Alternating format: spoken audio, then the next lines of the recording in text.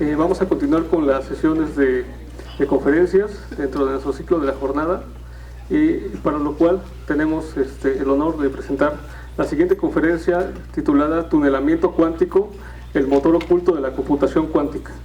Esta conferencia está a cargo del doctor Didier Ojeda Guillén. Me voy a permitir, en lo que van llegando, hablar un poquito de la semblanza de su trayectoria académica. El doctor Didier Ojeda Guillén es profesor investigador de la Escuela Superior de Cómputo del Instituto Politécnico Nacional, donde ha desarrollado una trayectoria de investigación, formación de recursos humanos y divulgación científica. Es miembro del Sistema Nacional de Investigadores nivel 1 y ha dirigido y colaborado en diversos proyectos financiados por el Instituto Politécnico Nacional, en este caso por la CIP. Sus líneas de investigación se centran en la mecánica cuántica, la óptica cuántica y la física matemática, campos en los que ha realizado aportaciones teóricas con aplicaciones en sistemas cuánticos. Es autor de más de 35 artículos publicados en revistas indexadas de circulación internacional y ha presentado sus resultados en foros académicos tanto nacionales como internacionales. Ha dirigido tesis de licenciatura, maestría y doctorado, contribuyendo activamente a la formación de los recursos humanos. Su labor también incluye actividades de divulgación científica, como la impartición de conferencias, la participación en mesas redondas y la organización de eventos académicos. Dentro de las líneas de investigación actuales se encuentran la aplicación de teoría de grupos y métodos matemáticos a problemas de la mecánica cuántica y óptica cuántica relativista y no relativista. En resumen,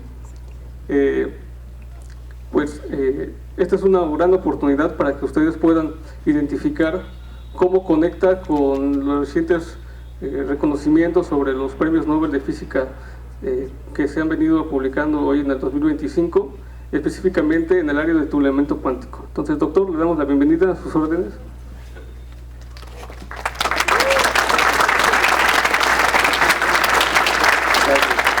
Buenas tardes, muchachos. Primero que nada, agradecer la oportunidad que me brinda LESCOM de impartir una plática. Yo no me dedico como tal al cómputo cuántico, pero es un tema que me llama mucho la atención, y obviamente hay una conexión entre la mecánica cuántica y la óptica cuántica, que es lo que trabajamos con mi equipo, con el cómputo cuántico. Y hoy pues les quiero hablar del tunelamiento cuántico, el motor oculto del cómputo cuántico. Esta va a ser la estructura de la plática. Primero les platicaré un poquito de los dos mundos de la física que vamos a tratar el día de hoy, que es la mecánica clásica y la mecánica cuántica. Les platicaré por qué es rara la mecánica cuántica, qué es el tunelamiento cuántico y por qué les dieron el premio Nobel este año a los físicos. Después trataremos un poquito más a fondo el tunelamiento y el cómputo cuántico, veremos cuál es su impacto en la tecnología clásica actual y un futuro híbrido clásico y cuántico. Entonces, ¿cuál es la diferencia entre la mecánica clásica que se estudia en los primeros semestres aquí de SCOM y la mecánica cuántica? Para empezar, la escala. Mientras que la mecánica clásica se aplica para objetos cotidianos, la mecánica cuántica se aplica para átomos y partículas subatómicas. El comportamiento. La mecánica clásica es totalmente determinista y predecible, ahorita les voy a dar algún ejemplo. Mientras que la mecánica cuántica es totalmente probabilística e incierta. La posición. En mecánica clásica hablamos de trayectorias prácticamente definidas, mientras que en la mecánica cuántica hablamos de nubes de probabilidad. La energía en la mecánica clásica es continua y variable, mientras que en la mecánica cuántica decimos que está cuantizada, de ahí viene la palabra cuántica. Resulta que el medir en la mecánica clásica no altera para nada el sistema, mientras que en la mecánica cuántica altera completamente el estado del sistema. ¿Y con qué se describe? La mecánica clásica se puede escribir con cinemática, con leyes de Newton, que es lo que se ve aquí en SCOM en los primeros semestres, mientras que la mecánica cuántica se escribe, por ejemplo, con la ecuación de Schrödinger, ¿no? Entonces, un ejemplo, muchachos, el tiro parabólico es uno de los primeros ejemplos que se resuelven en cinemática, y como ustedes saben, si nosotros tenemos las condiciones iniciales del problema, como pueden ser velocidad inicial y ángulo de disparo, entonces yo puedo predecir en cada instante de tiempo en dónde va a estar el proyectil, en dónde va a caer, cuál va a ser su altura máxima, cuánto tiempo va a tardar en el aire, todo lo que ustedes ya saben calcular. Totalmente determinista la mecánica clásica.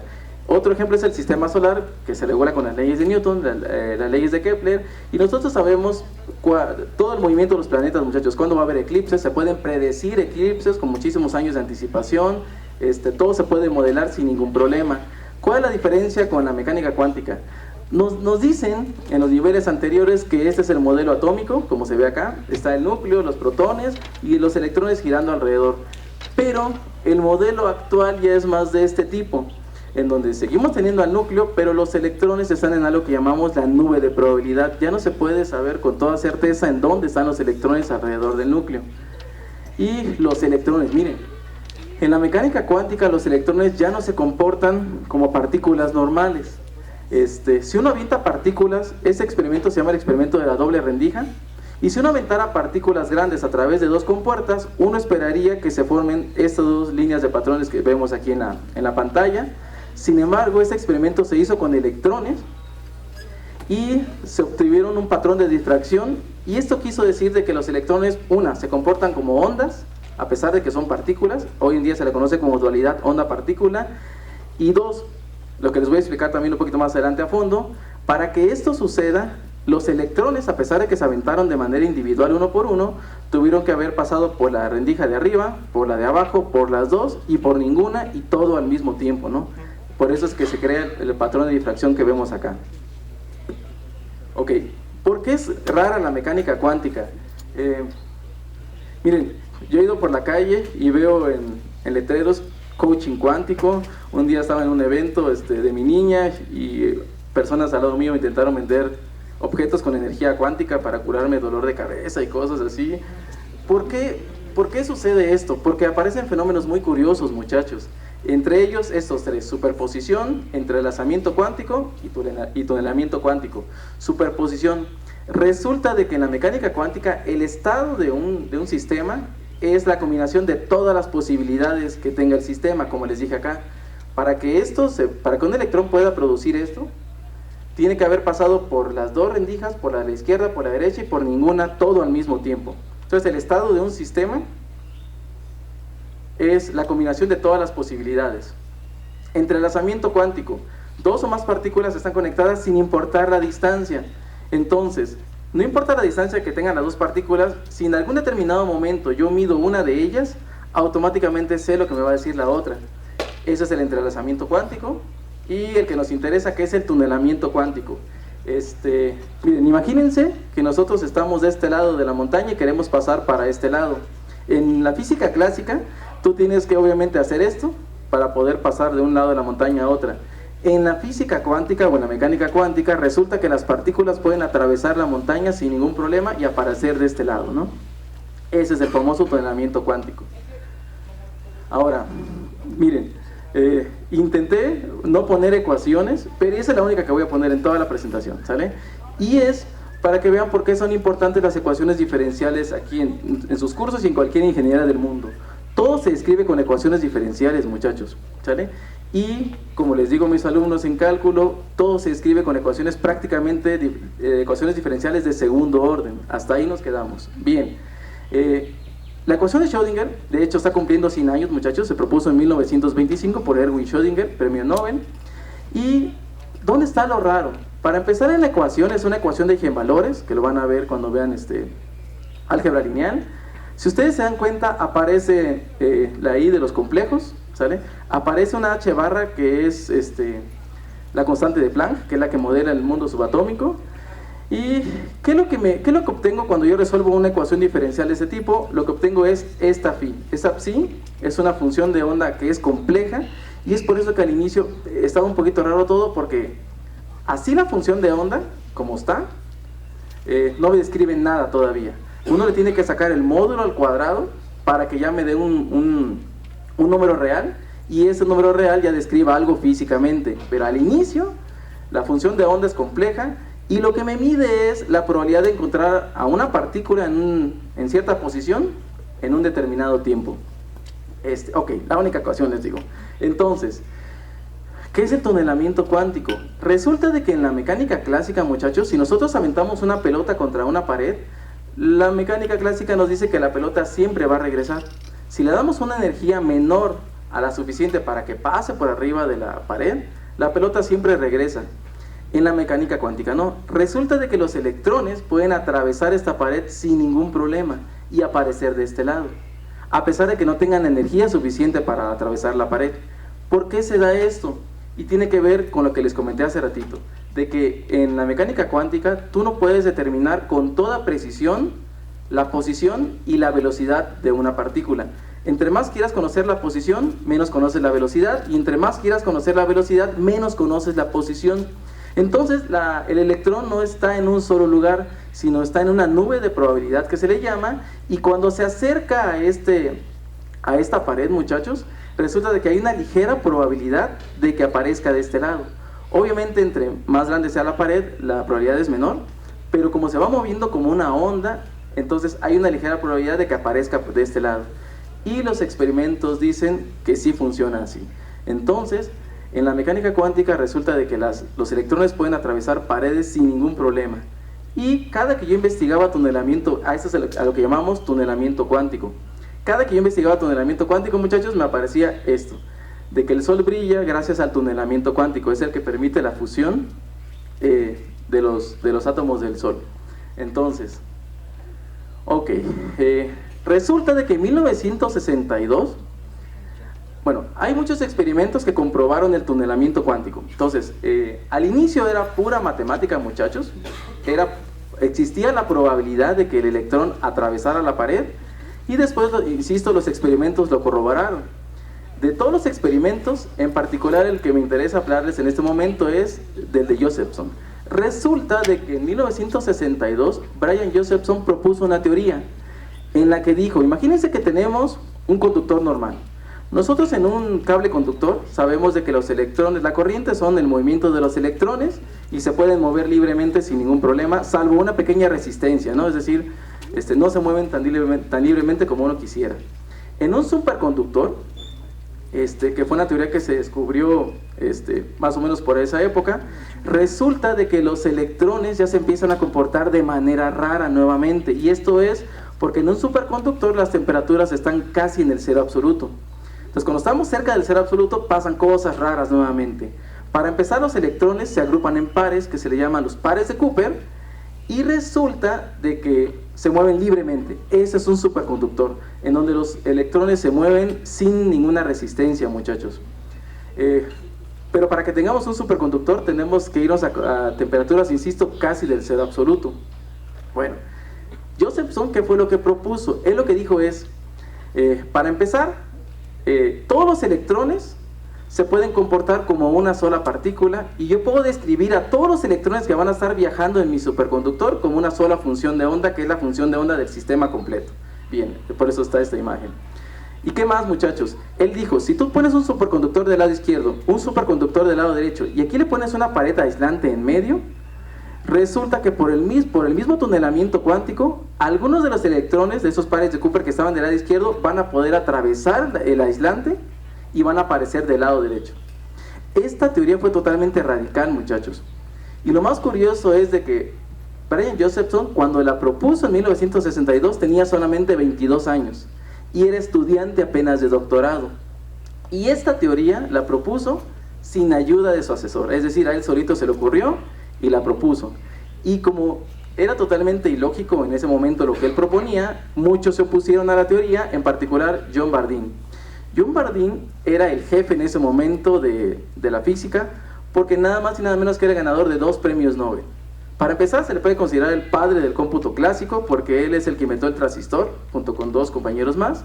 Entonces, inventó el transistor, primer premio Nobel. Segundo premio Nobel, él fue el que dio la teoría de superconductores. Por eso se le conoce como la teoría BCS, y la B viene de Bardeen, de su apellido. Entonces, él ya tenía 2 premios Nobel. Si ustedes buscan, poquísimas personas han ganado 2 premios Nobel, muchachos. Y él, en cuanto se enteró que Brian Josephson, un estudiante, insisto, de doctorado, propuso la teoría, inmediatamente mandó un artículo, como el jefe que era, para desmentirlo. Y dijo que no era posible que si tú pones una pared aislante acá, electrones que están de este lado pasen de este lado. Y explicó por qué no era posible. Pues no solamente resultó ser cierto, muchachos. Los pares de Cooper podían pasar de este lado y seguían viajando como un superconductor. Es decir, es como si fueran a toda velocidad y de este lado siguieran a toda velocidad y nunca hubieran visto el aislante que estaba acá en el centro.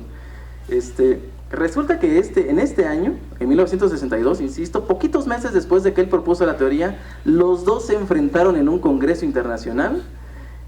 John Bardeen estaba dando la plática y Brian Josephson estaba así como ustedes y a cada rato lo interrumpía, ¿no? Entonces John Bardeen explicaba por qué no era posible y Josephson lo interrumpía y decía, ¿usted hizo los cálculos? No, pues yo sí, ¿no? Y sí se puede. Insisto, un estudiante de 22 años contra un jefe con 2 premios Nobel, ¿no? Bueno, obviamente se comprobó y Brian Josephson, Leo Esaki e Ivar Yaiver ganaron el premio Nobel en 1973, apenas 11 años después. Es muy poquito tiempo, muchachos. Es decir, así de importante es el tunelamiento cuántico que 11 años después ya Brian Josephson había ganado el premio Nobel a los 33 años. Pero bueno, a esto se le conoce como el efecto Josephson. Y de hecho, otra cosa curiosa es de que ellos tres, los tres que ganaron el premio Nobel de Física en 1973, lo hicieron sin el acompañamiento de sus tutores en el doctorado.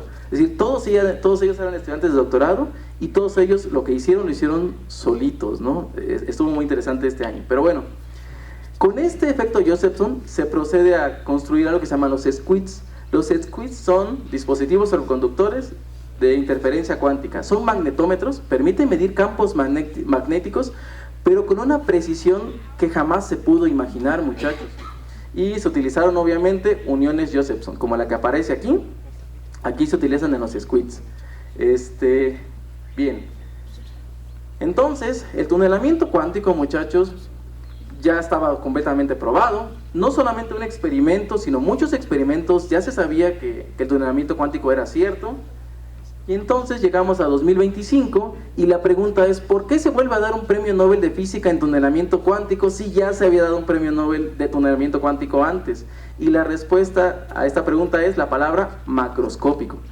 Resulta de que estos tres científicos, John Clark, Michel Deboret y John Martinis, en la Universidad de Berkeley, en California, hicieron un experimento en donde obviamente tomaron como base todo lo anterior que acabamos de ver acá, las uniones Josephson y los squids, y crearon a nivel macroscópico un circuito eléctrico en donde se presentara el tunelamiento cuántico. Entonces, esto fue a mediados de los 80s, creo que en el 85 fue el año exacto, y pues muchísimos años después les dieron el premio Nobel, que fue el de este año. Entonces, lo que hicieron, insisto, es demostrar que el tunelamiento cuántico no solamente se aplicaba a nivel microscópico, les digo, sino aquí el dispositivo que ellos crearon ya cabía en la palma de una mano. Es decir, el tunelamiento cuántico dejó de ser algo microscópico y pasó a ser algo macroscópico. Por eso les dieron el premio Nobel a ellos este año. ¿Y por qué es tan importante? Porque es la base de la tecnología cuántica que conocemos hoy en día. Y entonces, ¿qué es el cómputo cuántico? Ustedes perfectamente saben que en el cómputo clásico tenemos los famosos bits, que son solamente 0 y 1, ¿sale? Y tu estado puede estar solamente en uno o en otro, ¿sale? O está en un 0 o está en un 1. En el cómputo cuántico, muchachos, como existe la superposición, resulta de que nosotros tenemos un sistema cuántico de 2 niveles, lo podemos construir y debido a la superposición resulta que un qubit, que es el análogo al bit clásico, puede estar en una superposición entre los dos estados, es decir, está en el 0 y en el 1 al mismo tiempo, con una probabilidad adecuada, obviamente. Ese es el qubit. Ok, ¿qué son los bits en las computadoras clásicas? Como les digo, ustedes pueden definir un bit como un paso de corriente o no, con los famosos transistores, pero no es la única manera, hay otras opciones para definir bits, que eran con tarjetas perforadas también, ¿no? Pero bueno. Ok, diferencia entre bits y qubits, muchachos. Entonces, el bit es la menor cantidad de información y solamente tiene 2 valores posibles, o 0 o 1. El qubit es su análogo cuántico, insisto, y puede estar simultáneamente en 0 y en 1. Y esto lo que nos ayuda es hacer cálculos en paralelo. Para eso sirven los qubits. Entonces, para crear qubits en computadoras cuánticas necesitamos un sistema cuántico que tenga 2 niveles, y nos permiten calcular un volumen de datos, trabajar con volúmenes de datos mucho mayor. Ok, al igual que en los bits clásicos, hay varios tipos de qubits. Están los qubits superconductores, los iones atrapados, los puntos cuánticos, los fotones y los átomos neutros. Resulta de que el más trabajado son los qubits superconductores. En particular utilizan algo que se le llaman qubits transmon, que es una evolución del qubit de unión Josephson, de lo que vimos anteriormente. Y las computadoras cuánticas, les voy a poner una imagen al final, pero es un monstruo en este momento todavía, en donde el procesador cuántico como tal es pequeño, muchachos, es del tamaño casi del procesador normal que conocemos, y está hasta acá en la parte de hasta abajo, y todo lo demás del sistema es una para hacer mediciones, pero la principal es para bajar las temperaturas. Resulta de que necesitamos que todo el sistema esté prácticamente en el cero absoluto para que podamos trabajar con los qubits. Ahorita les voy a platicar por qué. Pero entonces tienen que estar a 15 milikelvin, imagínense, menos 273 grados centígrados, poquito arriba del cero absoluto. Actualmente IBM ya tiene computadoras con 1000 qubits, la famosa Cóndor, y pues la ventaja que tienen estos qubits superconductores es de que se fabrican con técnicas similares a la industria de semiconductores que ya tenía tiempo trabajándose. Ok, entonces, ¿cómo se utiliza una computadora cuántica? Pues resulta de que nosotros utilizamos una computadora normal para introducir el problema que queremos resolver. La computadora, los ceros y unos, los convierte en pulsos de microondas o de campos magnéticos. Estos campos magnéticos se meten aquí a la computadora cuántica, cuidando la temperatura. Les digo, la temperatura es crítica, y bueno, se mide, se llama colapso de la función de onda. Cuando se mide, se regresa, bueno, se amplifica la señal, se devuelve y se regresa a ceros y unos, y ya podemos ver los resultados en nuestra computadora. Ese es a grandes rasgos el procedimiento para utilizar una computadora cuántica. Ok, entonces, comparativo entre los bits y los qubits. Las unidades de cómputo actualmente se trabaja con transistores que solamente pueden valer 0 o 1, y en el cómputo cuántico ya saben que es un qubit y puede estar simultáneamente en 0 o 1. La capacidad de cómputo, si tú duplicas el número de transistores, se duplica la capacidad de cómputo. En el cómputo cuántico no, va creciendo de manera exponencial, muchachos. Aquí es lineal, aquí es exponencial. Los errores, obviamente hay una baja tasa de errores en el cómputo clásico y se operan a temperatura ambiente. Son pocos los sistemas, ustedes saben, los servidores demasiado grandes que necesitan a lo mucho temperaturas, pero con el aire acondicionado sencillo se trabaja, ¿no? En cambio aquí en las computadoras cuánticas tenemos una alta tasa de errores, muchachos, y a veces requieren estar a temperaturas, les digo, prácticamente casi del cero absoluto. Y conveniencia, el cómputo clásico es adecuado para el procesamiento ordinario y el cómputo cuántico es para procesamiento complejo. Ok, pues ya se tienen computadoras cuánticas, ya se están trabajando, y ya han surgido los primeros algoritmos cuánticos, como el algoritmo de SOR, que permite la factorización de números primos y tiene gran implicación en la criptografía, como ustedes saben. Y hay otro tipo de algoritmos, como el algoritmo de Grover, que permite búsquedas no estructuradas. Y si ustedes comparan el algoritmo clásico de búsqueda con el algoritmo de Grover, reduce significativamente el tiempo de búsqueda, funciona mucho mejor el algoritmo de Grover. Y el recocido cuántico, resulta de que en muchos problemas nos interesa calcular mínimos, ¿sí? Los mínimos que vemos en cálculo, ¿no? Entonces aquí podemos tener un mínimo, pero este mínimo puede ser un mínimo local, y puede ser que no sea el mínimo que de verdad me interesaba de todo el sistema, que puede estar por acá, un poquito más abajo. Entonces en el recocido clásico lo que se hace es agitar el sistema para ver si puedo pasar de aquí a que era el que me interesaba. En el recocido cuántico obviamente nos aprovechamos del tunelamiento cuántico y podemos pasar de este mínimo a que está acá sin ningún problema, sin hacer todo el procedimiento de acá del cómputo clásico, ¿no? Son algunos ejemplos de algoritmos cuánticos que están funcionando. Ok, ¿cuál es el problema de los qubits? Como ustedes ya se imaginarán, son inestables. Cantidad no implica calidad. Necesitamos, además de buen número de qubits para ir trabajando cosas interesantes, necesitamos buena calidad de los qubits, se llama, que sean estables. Digo que la mínima interferencia hace que pierdan coherencia y ya no sean válidos todos los cálculos y tenemos que volver a empezar. El enfriamiento, les digo que tienen que estar prácticamente casi al cero absoluto.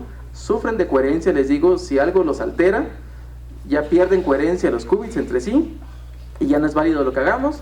Y el mismo tunelamiento cuántico, es decir, el tunelamiento cuántico, que es el que permite la computación cuántica, es el que me permite que mi qubit esté al mismo tiempo entre 0 y 1, muchachos, es el que también lo puede afectar. ¿Por qué? Porque si mi sistema yo quiero que nada más se mueva entre estos dos estados, que estos son mi 0 y mi 1, un sistema cuántico de 2 niveles, resulta de que si por acá aparece otro estado, pues mi electrón obviamente en lugar de tunelar para acá, puede tunelar hacia acá, y este estado no me convenía, ¿no? Entonces el mismo tunelamiento cuántico que permite el cómputo cuántico puede afectar, ¿sale? Es lo interesante. Y de hecho el tunelamiento cuántico es la fuente principal de coherencia y de errores.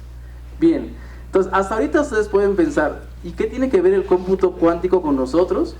Si aquí trabajamos puras computadoras clásicas, ¿no? Pues también nos afecta, y esto se pone bien interesante porque, como ustedes saben, está la famosa ley de Moore. La ley de Moore se propuso por ahí de los años 50, desde que empezaron los transistores y los procesadores a desarrollarse, y la ley de Moore dice que cada 2 años se duplica el número de transistores que caben en el mismo espacio. Es por eso que cada año, muchachos, ustedes saben que Qualcomm, MediaTek, los chips de Apple, los Kirin, los de Nvidia, los de Intel, los de AMD, todos, ¿qué es lo que nos dicen? Que tienen más potencia, ¿sale? Y es porque están aumentando el número de transistores que caben en el mismo espacio. ¿Y por qué nos interesa que haya más transistores? Porque aumenta la capacidad de cómputo, pero además se hace todo más pequeño. Los transistores son cada vez más pequeños, muchachos, y se llama litografía con la que trabajan los procesadores. Entonces, si es más pequeño también, son más eficientes energéticamente, muchachos. Por eso nos interesa que los procesadores cada vez sean más pequeños, que tengan más transistores, pero esto acarrea un problema. Y esto no es nuevo. Yo recuerdo que desde hace varios años, cuando era estudiante como ustedes, ya vine escuchando de esto, que va a llegar un momento en donde ya empecemos a tener problemas. De hecho, quien trabaja cómputo cuántico es la doctora Sung-Woo Hwa, aquí en el SIC, y ella también lo platicó hace algunos años, de que ya estábamos llegando al límite clásico, muchachos.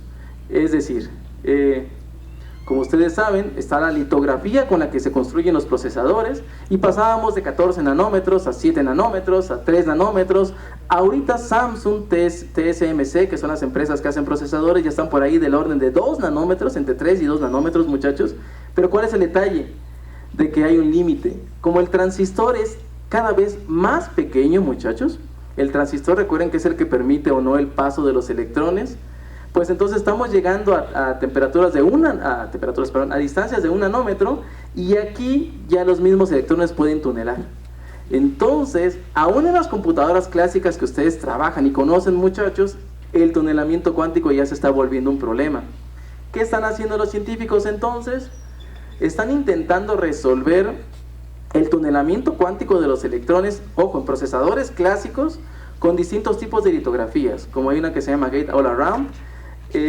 Son distintas formas de ir acomodando los transistores para evitar el tunelamiento cuántico, e insisto, hasta ahorita lo han logrado, pero ya no falta mucho para que ya estemos en el tunelamiento cuántico, muchachos. ¿Y qué pasaría si los electrones empiezan a tunelar dentro de los transistores clásicos? Y la respuesta es, va a haber fugas de corriente, obviamente los electrones van a empezar a moverse sin que nosotros queramos, el chip se calienta, incluso gasta batería en reposo, se vuelve inestable. Entonces el tunelamiento cuántico está limitando también la computación clásica, muchachos. Y es el presente, obviamente, ¿no? Y nos está obligando, por un lado, con el cómputo cuántico a innovar, pero por otro lado también en la electrónica nos está obligando a innovar, les digo, como las formas en las que creamos los famosos procesadores hoy en día, la litografía. Ok, entonces, ¿es mejor una computadora cuántica? La respuesta es no, muchachos. Sirven para distintos propósitos, cada una es buena en ciertas tareas. Por ejemplo, la computación clásica es buena para hojas de texto, hojas de cálculo, videojuegos, redes sociales, cálculos simples y rutinarios. Y la computación cuántica es mejor para simular moléculas, optimización compleja, factorización de números grandes, como el algoritmo de SOR que les comenté hace ratito, búsqueda en bases de datos no estructuradas y machine learning específico. Entonces son muy diferentes. ¿Y qué podemos hacer nosotros entonces? Miren, computadoras cuánticas, me acabo de enterar que ya la UNAM tiene, creo que es de 2 qubits al parecer, tiene muy poquito tiempo, Como ya vieron, hay empresas que ya tienen computadoras cuánticas de 1000 qubits. Hace poquito escuché una noticia de que unos investigadores lograron tener 3000 qubits estables. Me falta ver que sea cierto. Pero de mientras, ¿qué podemos hacer? Pues resulta que hay varias opciones, muchachos. Está el enfoque híbrido entre el cómputo clásico y el cómputo cuántico. Por ejemplo, algoritmos híbridos y cuánticos y clásicos trabajando, esa es una opción. La otra es arquitecturas de hardware híbrido, parte cuántica y parte clásica, como hardware. Y la otra es el recocido cuántico híbrido, que empresas como D-Wave hacen, y lo que hacen es, tienes un problema, separas una parte clásica, o sea, una la resuelves con cómputo clásico, la otra la resuelves con cómputo cuántico, y las juntas. Ejemplo práctico, en farmacéutica, si tú quieres manejar bases de datos de pacientes, te vas a la parte clásica sin ningún problema. Y la parte cuántica, ¿para qué te sirve? Para simular interacción molecular para el diseño de fármacos. Para eso nos podría servir una computadora cuántica. Y obviamente ya hay muchos trabajos de cómo el cómputo cuántico está transformando el desarrollo de medicamentos nuevos, muchachos. Ok, la pregunta que sigue: si la UNAM apenas acaba de adquirir 2 computadoras cuánticas con muy poquitos qubits funcionales, muchachos, y no sé si ya está en operación, habría que checarlo, pero me llamó la atención. ¿Y qué puedo hacer? Y aquí tenemos una ventaja. Varias empresas como Microsoft Azure, D-Wave o IBM tienen a su disposición el uso de computadoras cuánticas totalmente gratis. Lo que tienen que hacer es registrarse, obviamente, y de estas 3, la que más se recomienda es IBM Quantum Platform, porque tiene una interfaz gráfica muy sencilla. Para empezar, aquí en la plataforma de IBM tú puedes elegir computadoras desde 7 qubits hasta 120 y tantos qubits gratis. Primera. Obviamente computadoras con más qubits están reservadas para otros investigadores, pero tienes disponibles computadoras cuánticas reales y también algunas simulaciones, muchachos. Tiene su interfaz gráfica que es muy amigable y es con la que tú puedes irte adentrando al mundo del cómputo cuántico. Y para los que ya son más avanzados, tiene una herramienta que se llama Qiskit, que permite programar en Python ya tareas mucho más complicadas, ¿no? Entonces, a pesar de que el Poli o nosotros no tengamos acceso a una computadora cuántica, pues sí lo podemos hacer a través de estas empresas. Y les digo, la más recomendable es la de IBM, ¿no?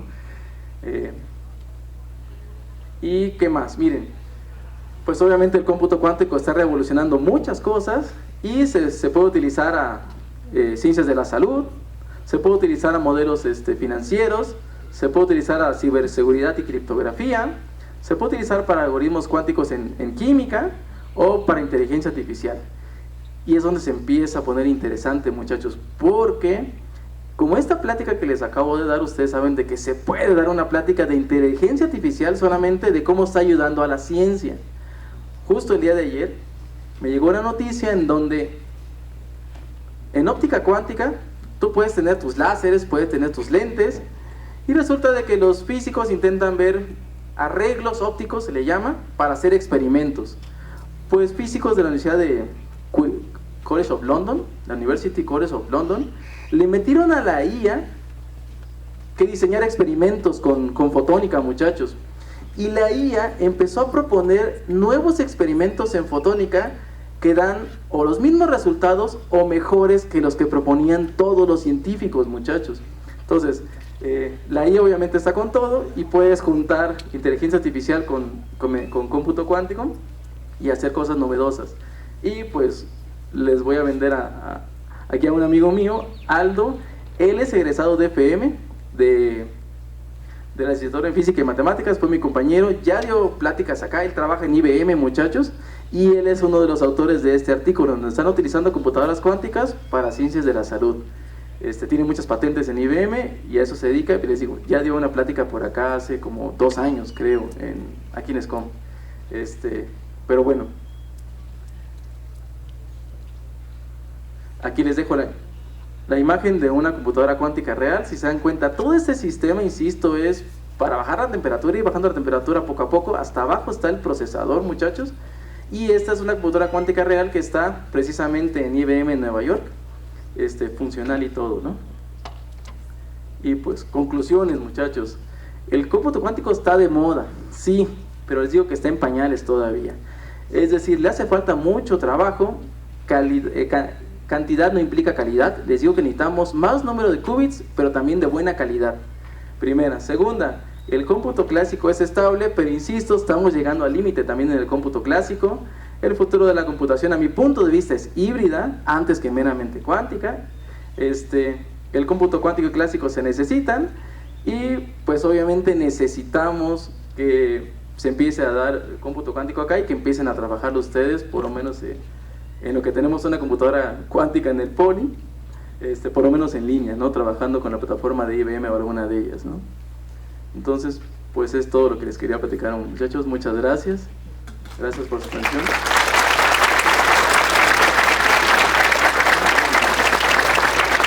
Muchas gracias, doctor. Vamos a pasar a la sesión de preguntas y respuestas. Entonces, adelante, muchachos. ¿Alguien gusta una pregunta? Por allá, mire. ¿Me apoya, por favor?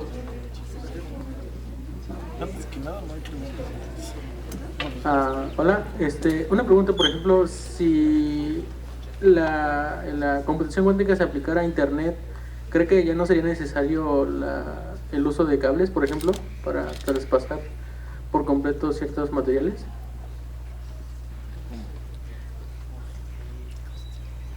Honestamente, no lo sé. Es decir, hasta ahorita lo que funciona bien pues son los famosos cables de fibra óptica. El detalle está en que este tipo de tunelamiento sirve, pero cuando la barrera es muy pequeña, cuando las distancias son pequeñas, no son tan grandes. Entonces, si tu distancia es pequeña, puede funcionar, pero a distancias grandes no funciona el tunelamiento cuántico. O sea, tiene que ser distancias pequeñas, ese es el detalle, ¿no? ¿Alguien tiene alguna pregunta o comentario?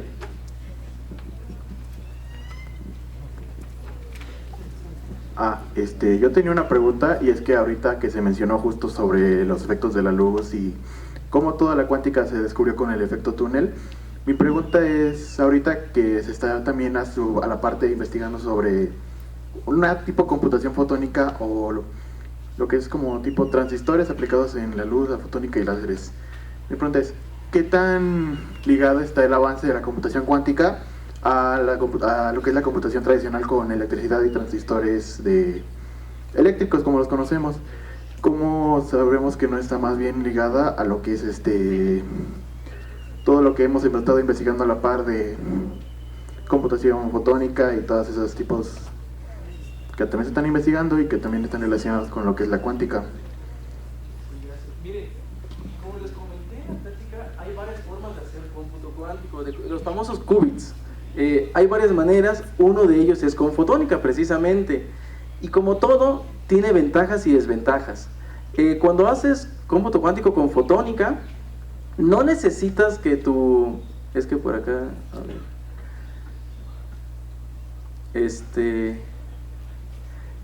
aquí estaba, ¿no? Entonces, tú lo que necesitas es un sistema cuántico que tenga dos niveles. Sí, los más comunes son los qubits superconductores, pero también hay con fotones, con fotónica.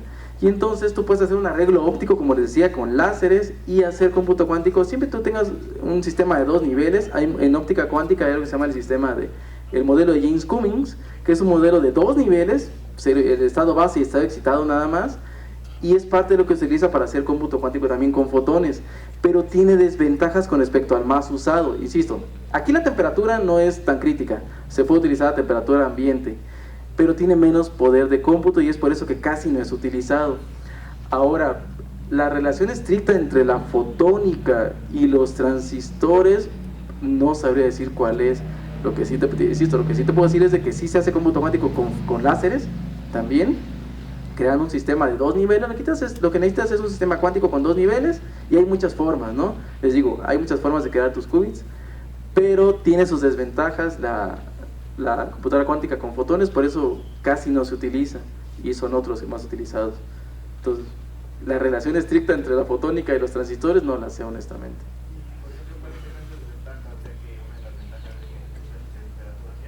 El poder de cómputo no es el mismo con una que con otra. Entonces por eso todo el mundo se va más a esta, es la más común, y es la que más se trabaja, ¿no? Sí.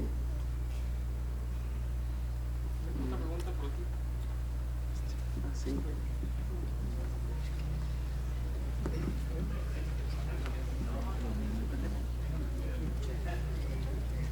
Mi pregunta básicamente se trata de qué pasaría con la encriptación, ya que, como lo mencionó, se pueden hacer cálculos, por así decirlo, en ambos hilos, y bueno, tengo entendido que la encriptación busca eso, ¿no? Que no se pueda resolver un problema de forma matemática. Y también, ahorita que lo estaba pensando, lo estaba meditando, ¿qué pasaría con el problema P y NP? ¿Se podría resolver de alguna forma? Porque tenemos un poder cuántico que podría hacer muchas operaciones al mismo tiempo. Entonces, más que nada esa es la pregunta. Más que nada la encriptación.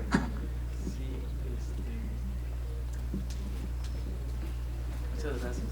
Sí, la encriptación, les digo, no soy experto en el tema, pero en la criptografía, les digo que hay un algoritmo que se llama algoritmo de SOR, que permite la factorización de números primos de una manera mucho más fácil que con la computadora clásica. Es por eso que a cada rato salen noticias, no sé si les llegan, en donde la computadora cuántica resolvió en tantos segundos lo que a una computadora clásica le había llevado miles de años, ¿no? Sí, hay mucha gente que tiene ese temor de la criptografía. Resulta que si tienes el poder de cómputo de una computadora cuántica, sí es más fácil romper las famosas llaves que les llaman y todo eso. Hasta el día de hoy no ha pasado, y obviamente a la par de la tecnología tiene que haber, por eso está una línea de investigación que es la criptografía cuántica, ¿no? Entonces tú tienes que diseñar formas para encriptar, pero utilizando también mecánica cuántica para que ya sean equiparables y no te puedas romper llaves tan fácilmente, ¿no? Eso sí es un tema, y es un tema que se está abordando y se llama criptografía cuántica, de hecho, ¿no? Sí está muy interesante. Gracias. Última pregunta por aquí.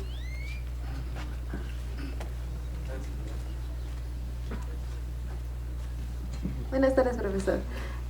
La pregunta es, ¿usted cuándo considera prudente comenzar a impartir cursos de este tipo en SCOM para que no se quede atrás respecto a universidades internacionales? Ya nos tardamos, ¿no? Les digo que en UNAM ya está modificando los planes de estudio para esto precisamente. Sí. Yo digo que ya se tiene que ir haciendo, ¿no? Sí. Obviamente tiene que ser en los últimos semestres, puede ser como materia optativa. Ya se ha impartido acá. De hecho, el profesor Cristian ya ha impartido la materia, según recuerdo, de cómputo cuántico, introducción al cómputo cuántico. Está por acá el profesor Cristian. Ya se ha impartido la materia, muchachos. Lo que no sé es, no se hace cada semestre, hasta donde tengo entendido, pero ya se ha impartido como optativa. El profesor Cristian la ha dado. Yo siento que sí ya se necesita por todo lo que les platiqué el día de hoy, porque les digo que también el cómputo clásico está llegando al límite, ¿no? Entonces, si me pregunta a mí, ya no está, ¿no? No, digo, yo siento que sí se necesita, ¿no? Bueno, pues muchas felicidades, doctor. Me voy a permitir leer su reconocimiento. El Instituto Politécnico Nacional, Escuela Superior de Cómputo, otorga la presente constancia al doctor Dider Ojeda Guillén por su valiosa participación como ponente en la conferencia Tunelamiento cuántico, el motor oculto de la computación cuántica, llevada a cabo el día 5 de noviembre de 2025 en el auditorio de SCOM, durante la jornada de Ciencia y Tecnología en Computación 2025. La técnica al servicio de la paz. Firma el maestro en Ciencias Iván Giovanni Mozo García, director de la institución. Un aplauso, por favor.